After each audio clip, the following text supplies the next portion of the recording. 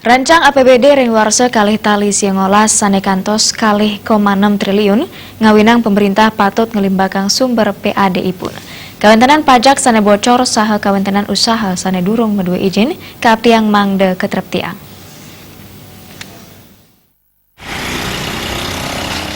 Wakil Ketua DPRD Gianyar Made Togok Mausang selami puniki retribusi ring Kabupaten Gianyar akeh sane bocor santukan akeh usaha sane durung medue izin. Sangkaning punike krame banget kaaptiang mangdes tata eling naur pajak. Kuentenan pajak sane bocor punike patut kapidabdabin saha kabuatan kasumekenan saking pemerintah sajroning nerep tiang pikobet punike. Ini kan tergantung komitmen pemerintah daerah ya. Kalau pemerintah daerah dengan pertimbangan daripada aparat terkait sudah meyakinkan bahwa bagi masyarakat yang berusaha tidak memiliki izin itu bisa dipungut pajaknya, ini kan pemerintah tidak salah ya. Ini kan memerlukan koordinasi memang sebelumnya ya. Karena belum ada keberanian dari pemerintah daerah untuk memungut, takut salah begitu ya. Makanya sering persoalan-persoalan seperti ini lambat diantisipasi ya.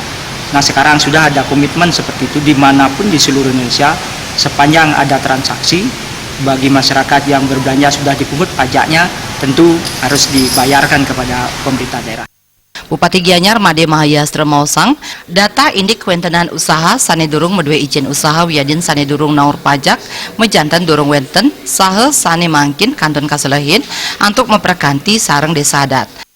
Kita memberikan maklumat pembayar pajak, kita tempel memang sudah bayar pajak dan yang belum, namun data pastinya berkembang karena setiap hari usaha itu berkembang, yang buka baru atau bagaimana itu berkembang terus sehingga niki harus diupdate. Nanti itu deklarasinya per desa, klien-klien datang, kepala desa datang memberikan laporan secara tertulis bahwa di sini ada beberapa wajib pajak yang belum bayar pajak, kita akan tempeli.